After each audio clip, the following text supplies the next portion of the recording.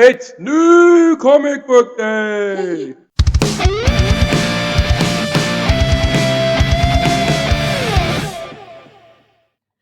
Hello and welcome back to the Comics Family. Come and join us as we dive into this week's new releases for Wednesday the 5th of July. Bloody hell, this year's going fast. I was not expecting you to come out of that all of a sudden. Wow, I can't believe it's July already. I'm like, hang on a minute, where have the last 6 months gone? Yeah, it has gone really quick. But on that note, why don't you grab yourself a coffee, ready up those snacks, and join us as we dive into this week's new comics. So, first up on the keys for the week, we have Thor Annual Number 1 coming to us from Marvel. This is where MODOK becomes Mythos, and the prologue introduction to the upcoming series, The Immortal Thor. Well, this is the prologue introduction. Let's have a closer look at that front cover. That's a nice cover, to be fair. That is quite cool. I don't recognise the artist. Mythos. See, to me, I'm like, Mythos is a Greek beer. And it's a good Greek beer. I do like it. It is a good Greek beer. But yeah, I'm like, who is Mythos? And I just want to pluck out a large green bottle. Yeah. Be interesting. Is MODOK going to get some Greek god powers or some kind of Asgardian? I don't know. Yeah. I'm still not going to just remember, don't be a dick. Yep. And, make sure it's the right character that becomes MODOK. Dickheads. Yeah. Anyway, moving on. We have World Tree, issue number 1. This is the 3rd printing. Why on earth is a 3rd print of a book still making it onto the keys of the week? I mean, I understood that it was the first print when it had the error, because errors go for a lot, and then the official first print, because it is a good series. I'll give them that. But for a 2nd and then a 3rd print to be on the list, it's got to be a slow week at Key Collectors. That's a bit ridiculous. This seems like a pretty long list this week as well. So I feel like they didn't really need to pad it out with a 3rd print of the same book. 4 times this same book has been on the list. Apparently, Jim's Comics from YouTube has agreed that this is a key of the week. I do not think this is a key of the week. Fuck off, Jim. But there you go. I'm just not feeling it. No. Clearly, I'm just in a mood to be harsh today. So, next we have Extreme Venomverse number 4. This is the first appearance of Necroco, aka Billy, a manga version of Venom. It's a first appearance of Flora, a plant-based symbiote, and a first appearance of Venom Noir. So if you like your first appearances, this is a book to get. This is a book to get, but I feel like making the Venomverse and then the Carnage verse and all the other verses, trying to stay on that Spider-Verse bandwagon, which is a bit ridiculous. And now you've got Venom Noir. Stop copying things you've already done. Yeah, they're clearly just taking Spidey characters and doing it with Venom as well. There are some amazing writers and that out there. You don't need to rehash the same stories. Although I am intrigued by Flora, a plant-based symbiote. Does it make you make your garden grow nicely? This big dude here. Yeah, but they could make it cute and lovely. We've got some variants on here as well. That's quite cool. I assume that's meant to be the manga one. Yeah, I'd say that's the manga one. Oh, that's the only variant we had. One. Yeah. Right. Anyway, moving on. We have Barnstormers, issue number 1 from Dark Horse Comics.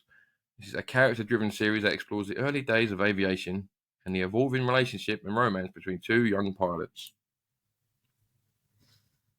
It's a nice cover, nice artwork. Yeah, that's a very classic 1920s. Yeah. Early days of aviation kind of style cover. It's a little bit. Well, I did say the early days of aviation, though. Nouveau. Yeah. Scott Snyder's involved. So I can understand potentially the appeal of this if you're into that kind of thing. I probably should be more interested in it than I am. For 6 years of being an air cadet, I'm not actually that massively into planes. I mean, the love story and all that, it just seems like something that eventually will be picked up to be a film. This definitely strikes me as something that could become a film. So that could be a really good investment book for someone to just pick it up cheap, put it away, leave it, sit on it. Don't actually sit on it. Leave it in your box.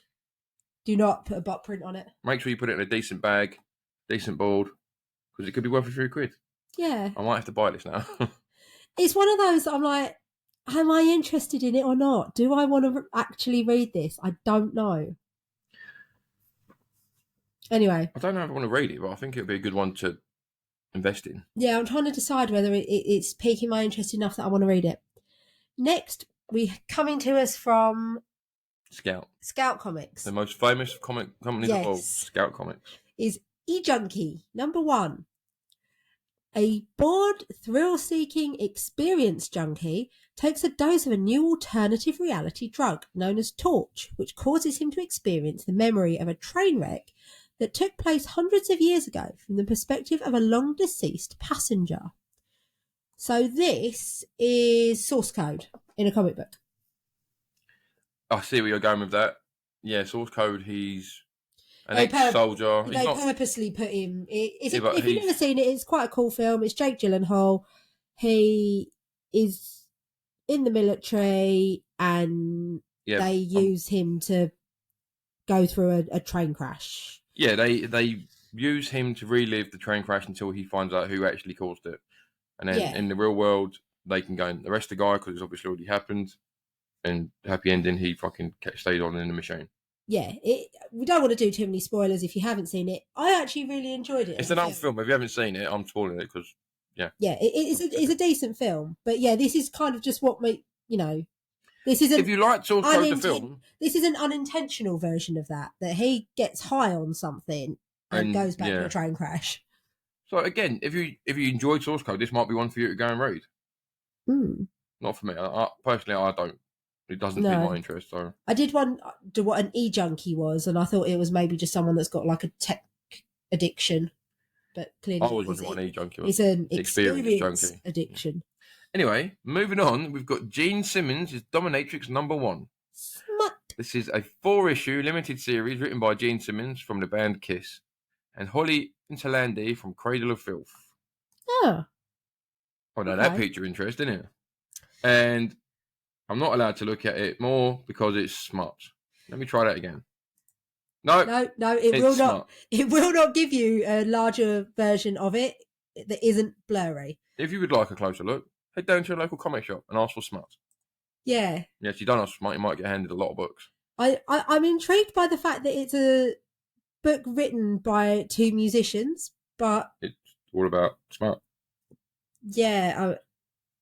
Yeah. Again, just because Gene Simmons and Holly Interlandi have done it, it will be a good investment book because people will buy it. Yeah, true. People will buy it.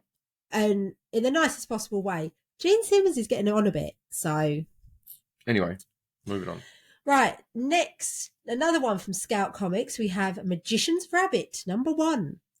In a post-apocalyptic world where humanity has embraced robotic bodies to survive, one such robot begins to doubt his thoughts are really his own.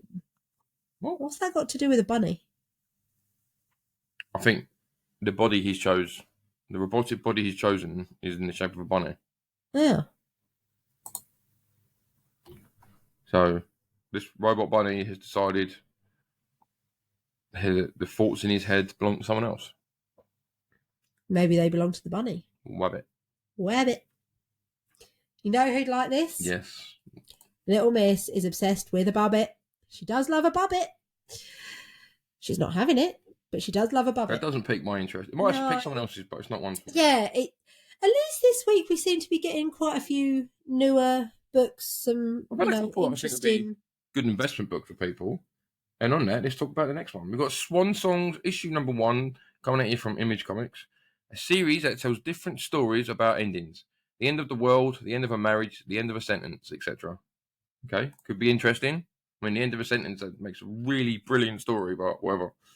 The Swan Songs. It's a nice cover, actually. That part of me is intrigued by that one. Yeah, I must admit, that does intrigue me as well. They could be some good stories. Again, see, just from reading on here, this week, I'm actually, so far, Key Collectors, you've done your homework. Yeah, there's a couple this week that are actually, we wouldn't have even considered. Wouldn't have looked at if we weren't doing this and weren't looking at Key Collectors. So yeah, maybe this is going to give us something interesting to look at. That is an interesting cover. Part of me does wonder, is this a series that I would like more as a novel than a comic series. Possibly. Anyway. But hey, hi. Next, coming to us from Mad Cave. Mad Cave. Okay, we have Under the Influence, number 1. The FBI investigates a deadly prank launched by an internet cult led by a teenage sociopath. It wasn't me. You're not a teenager. It wasn't me back then.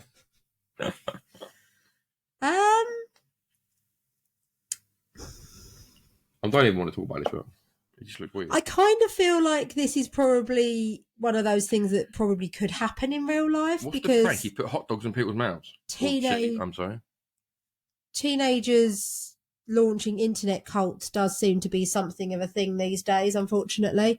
And it often ends up with very unfortunate and quite drastic results sometimes. Yeah, you stupid kids are messing each other up. Stop it. Yeah, don't do internet challenges. It never ends well. No. So if you think it's a good idea, it's not. Maybe that's kind of the point of this book, that it teaches you that don't take part in internet cult stuff.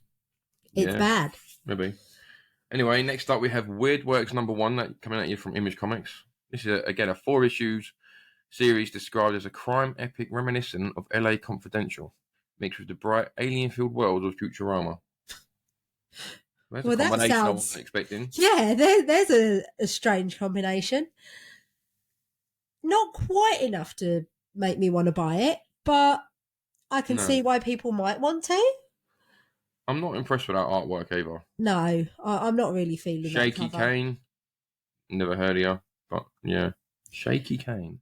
I'm sure some people love that style of artwork. Yeah, otherwise it wouldn't be popular. Yeah. It's not my cup of tea. Any kind of crime epic. They had me at crime epic and then they lost me again. Yeah. Yeah, not really feeling that one. Yeah, when they said LA Confidential, I was thinking, I quite like that. Oh, that's the old film, isn't it? Yeah, I quite like that film. I also quite like Futurama, to be fair. You hate The Simpsons, yet you like Futurama. Yeah. You're just a conundrum. Anyway. Anywho, we are now moving on to the DC Night Terrors.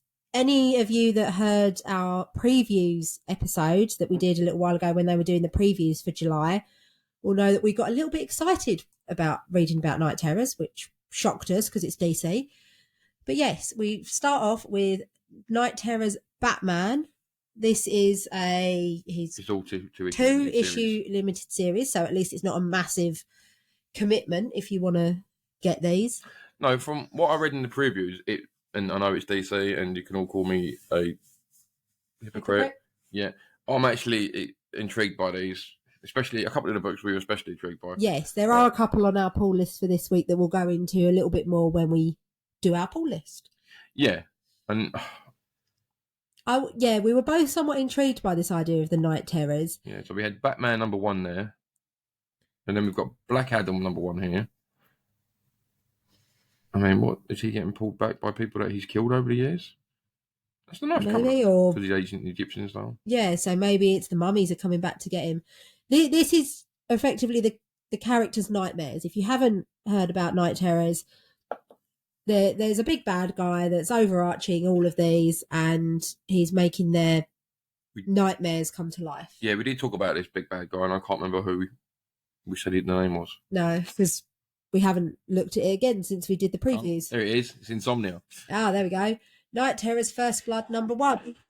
So I think this is the one that kind of introduces it all and will be the one that ties them all together. So this might be one we need to look at getting, maybe if we get in a couple of the others.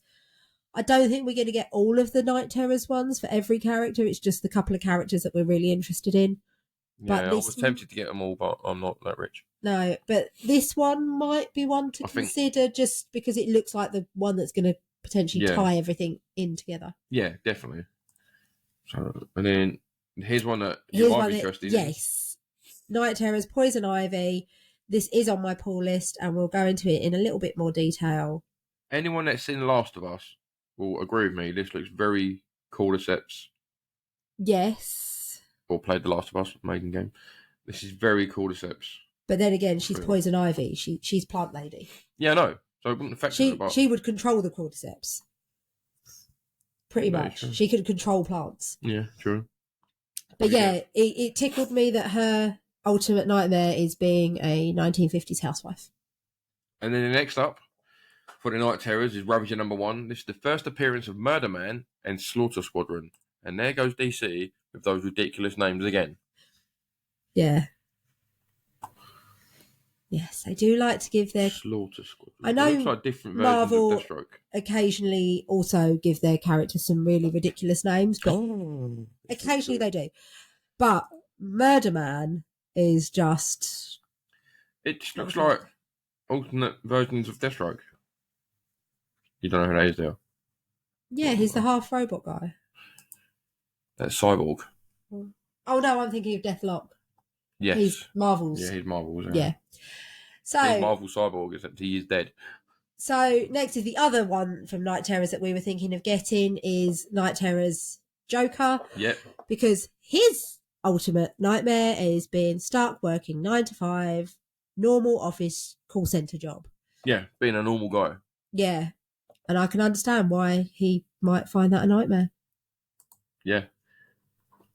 And then moving away from Night Terrors, still at DC, we have Steelworks, issue number 2. This is the first full appearance of the Silver Mist. Which I don't know who that is. It might be her. It might be him. It might be them. I don't read Steelworks. I definitely do not read anything to do with Superman. No. So, don't really know who Silver Mist is or what the Silver Mist is.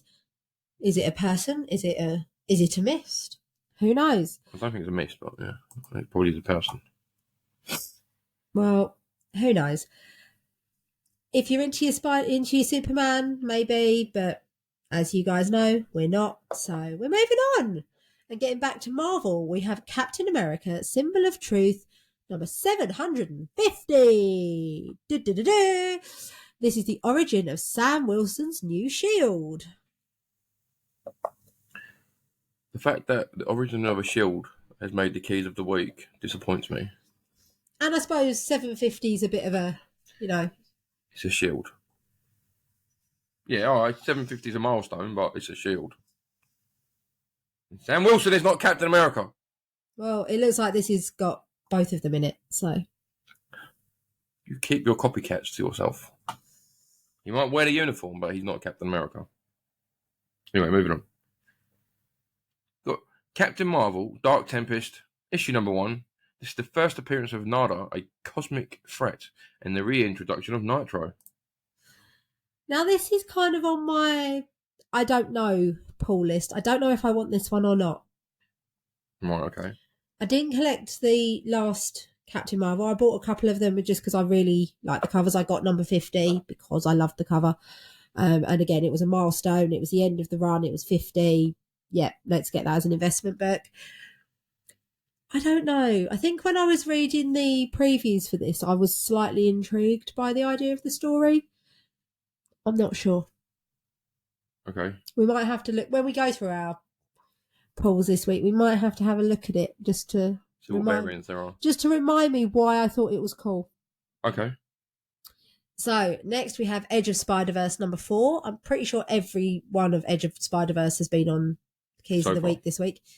This is the first solo story featuring Dream Spider.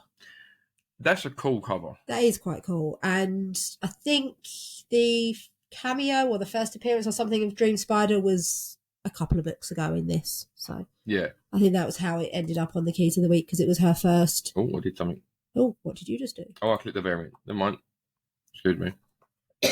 So yeah, if you're following the Spider-Verse series, there we go. And you get a first solo. And then we have Extreme Venomverse number 4. This is the variant cover up by Takeshi Okazaki featuring Nakroko. And the values will be adjusted Wednesday evening. Okay, I don't think we need to know that. Thanks for that.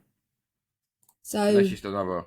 That is just. That is Nakroko that you asked. Yeah, the one that we said that probably is the manga one. Then it is. Yes, I get a feeling this character's going to end up being famous.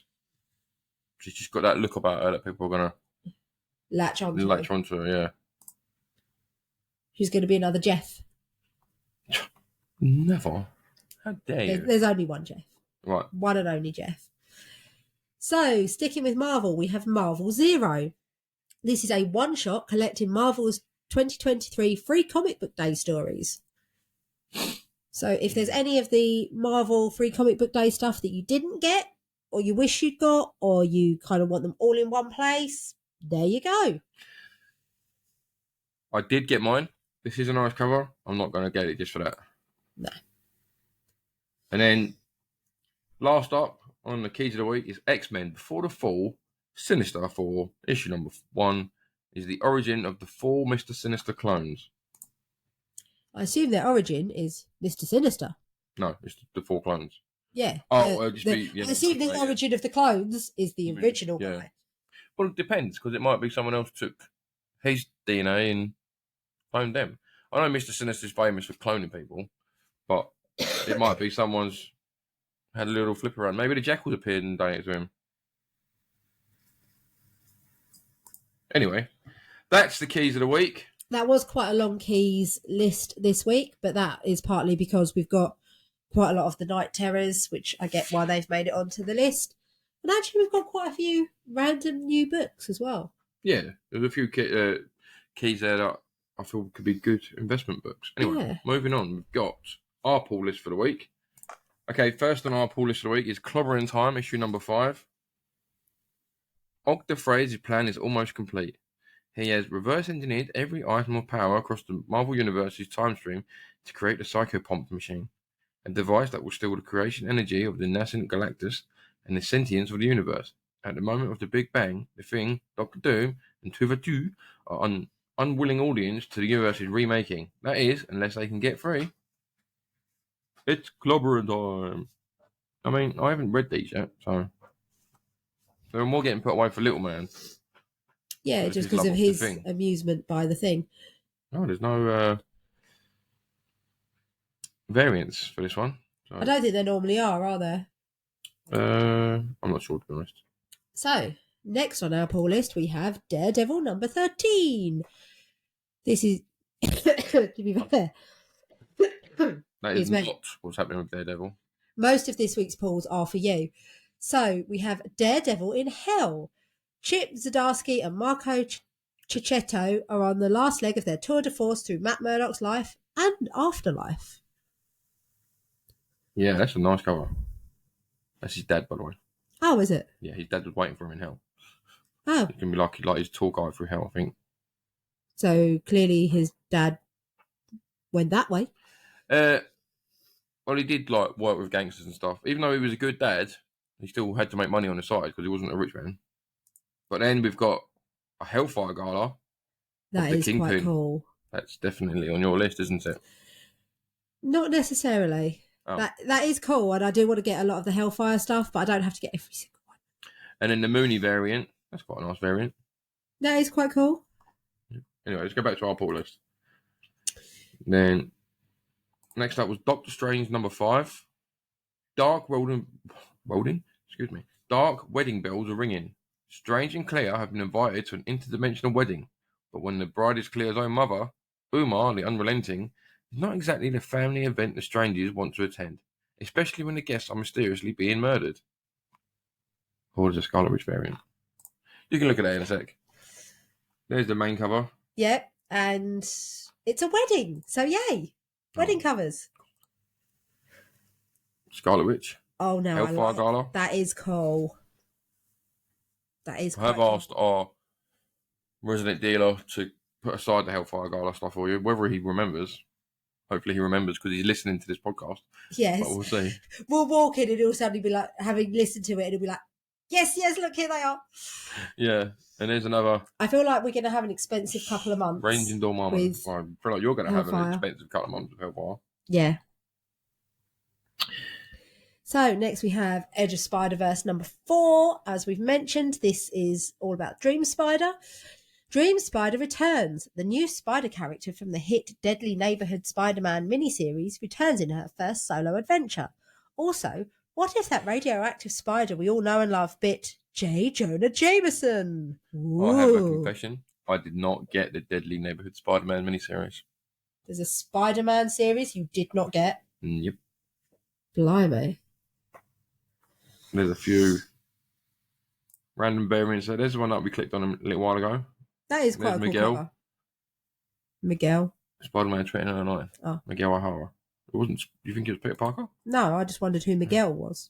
That's him. Hmm. Madam Web. I'm not sure who that one is.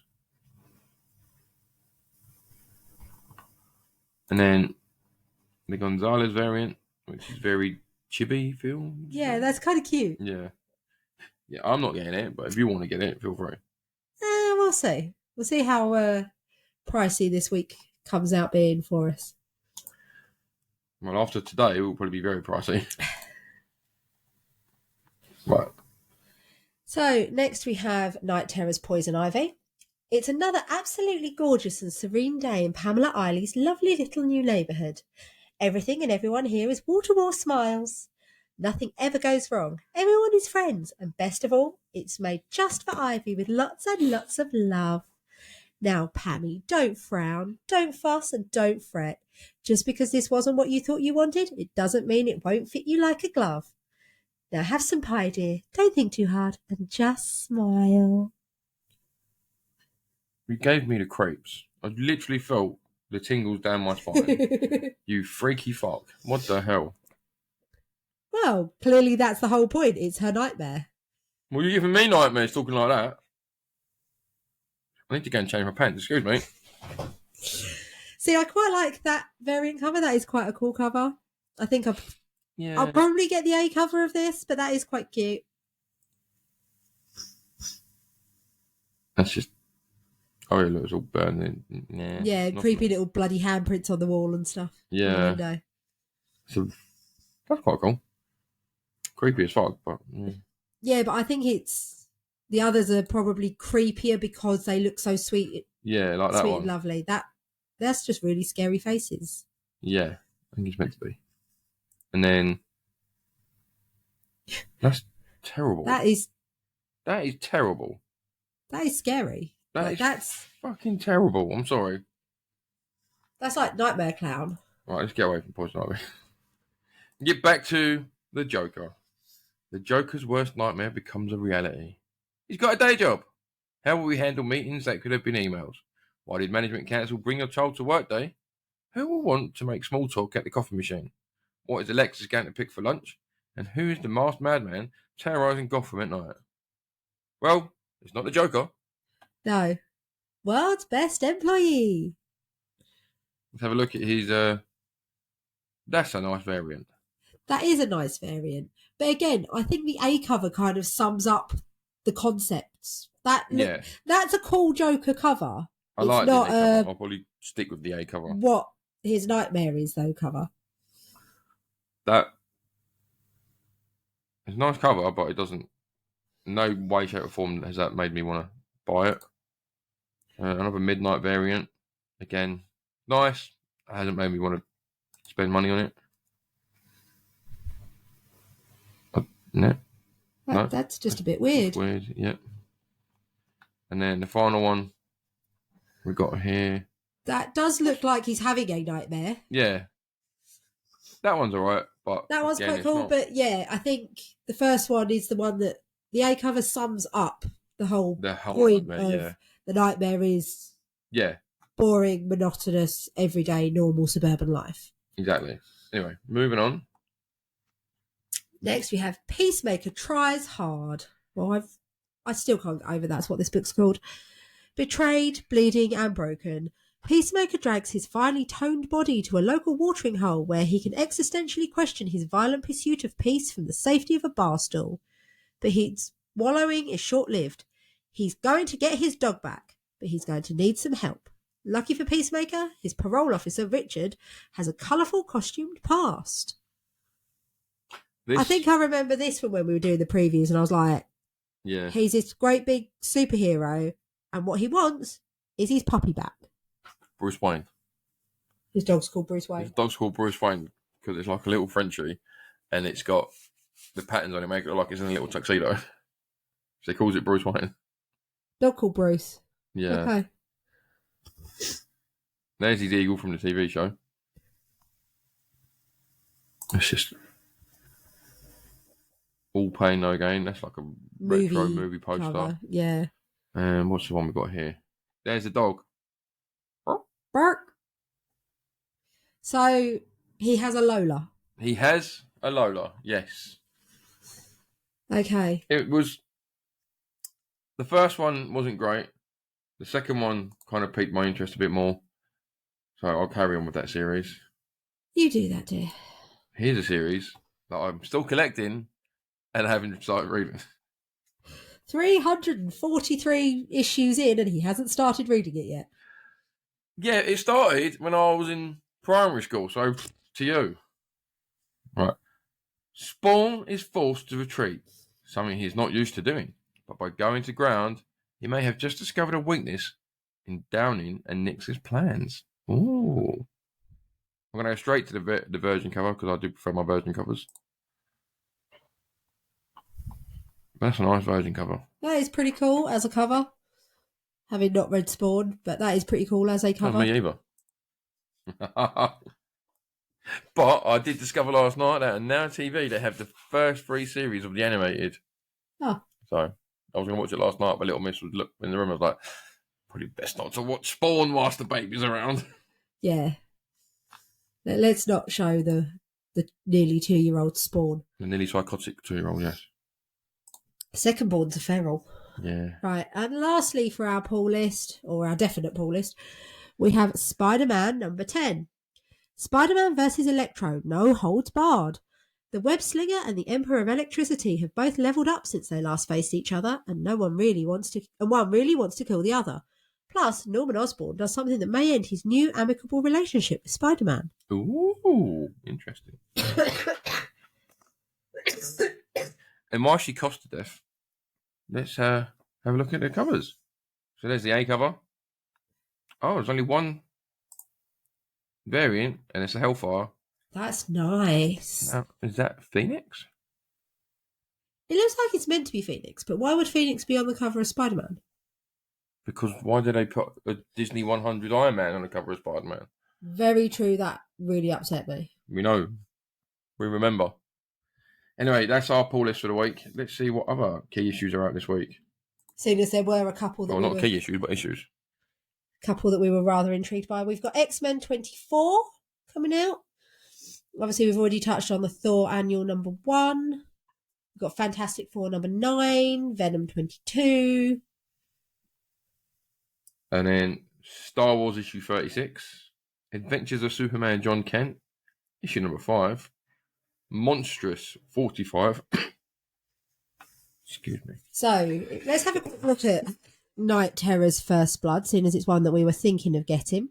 So, when Batman, Superman and Wonder Woman find the body of one of their earliest enemies inside the Hall of Justice, their investigation takes them past the land of the living, beyond the land of the dead, and directly to a new villain called Insomnia, who uses his powers to engulf every single hero and villain in their own dark and twisted nightmares.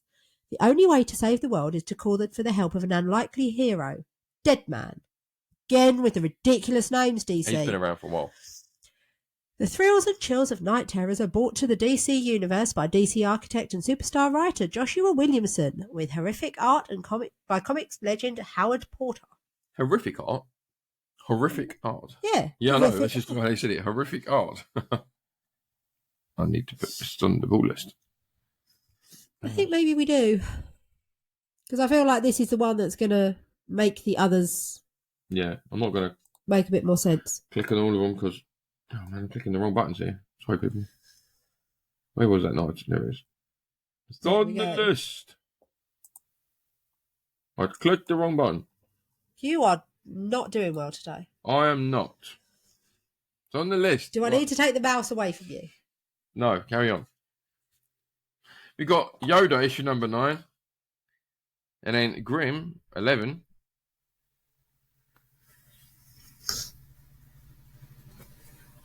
So we've got Venom, Lethal Protector 2 at number 5. There's a Walking Dead Deluxe number 66. So for those of you that are collecting your Walking Dead Deluxe, it's exactly the same as Walking Dead, just in colour. Yep. Every week these come out. Phantom Road number 5. That doesn't look very happy. Nope. X-23 Deadly Regenesis number 5. No One issue number 4. Gargoyles number 7. That was a great series when I was a kid. And Once Upon a Time at the End of the World number 7. So we have Love Everlasting number 9, which is not one we've looked at. Sonic the Hedgehog. So if you're Sonic fans out there, I Hate This Place number 10. That's clearly about being at work. Or school. Or school, yeah. And then all of the others on that one we have already touched on.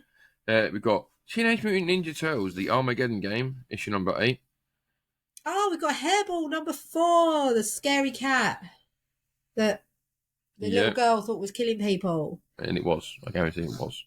Then you got Disney Villains Maleficent number 3. We've already touched on Swan Songs number 1, which we're contemplating whether to add to the poll list. Oh yeah, I'm actually going to click that one just in case I forget. Okay. Then we got Heat Seeker, a Gun Honey series. That looks smutty. Of course it does. Parker Girls number 8. Star Trek Defiant. What? I was going to say, for that well-known comic studio, Abstract Studio. Yeah. Star Trek Defiant number 5. Mosley number 5. Blood Tree number 6. And Torrent number 5. I do believe we're descending into the shit pit. Yeah, but I swear there were a couple more of ones that we were contemplating whether to add to the pool. Oh yeah, Barnstormers. I'm just going to add them all and then read a little bit more about the actual idea behind this. So, it's 1918, the early days of the barnstorming era, when pilots competed with each other by performing deadlier and more wondrous feats, as we've never seen it before. Pilot John Barron is back from the front lines of the war where he was injured. At 18 years old, he's an adventurer who lives his life travelling from town to town in his plane, entertaining folks across the country, most of whom have never even seen a car, let alone a plane. His world changes when he meets Helen, a young woman who shares his passion for aviation and adventure. They become a travelling act, flying from town to town, delighting folks with their antics. Helen even becomes John's wing walker, climbing out on the wing of the plane mid-flight to perform death-defying acrobatics. Along the way, they bond, confessing their secrets, and begin a romance in this lush, character-driven series that explores the early days of aviation and the evolving relationship and romance between two young pilots. Wing walking is fun. I've been up on a wing walking plane. But you've not been up in it in the air? No, I did do it on the ground, because it's actually really tricky to get through the little hole and up to the little wing walking seat. Oh, is it? There's a little seat up there? Yeah, there's a little seat up there. Oh, okay. Like that helps the balance that you could like strap into. Right. But yeah, that definitely seems intriguing. Put it on the list in case you want it. You got old Drunk Rabbit number 4 out there. There's also a new I Hate Fairyland coming out from Scotty Young. Untold Tales of I Hate Fairyland. Do you want me to add this to the list so you can have a look when we get into thingy? I don't know. Don't put it on the list for now. Okie dokie. But we are now descending into the chaos. Weird and wacky. Pink Elephant. Okay. Yeah. Sumerian Comics, that's wrong. Oh. So yes, we're definitely descending lower and lower into the really obscure indie books for There's the E-Junkie down at the bottom. There's a surprise. And yeah, there's nothing else that really pops out and makes me want to. Seriously, I swear Big Ethel Energy is on there every week. It is on there every week. Does Big Ethel come out every week? Yes, every week. Oh. I'll say that is it from us this week. Yes, so come and join us next week and we'll have a look at what next week's exciting books are going to be. Yeah, so thanks for listening. Don't forget to like and subscribe and hope to see you next time.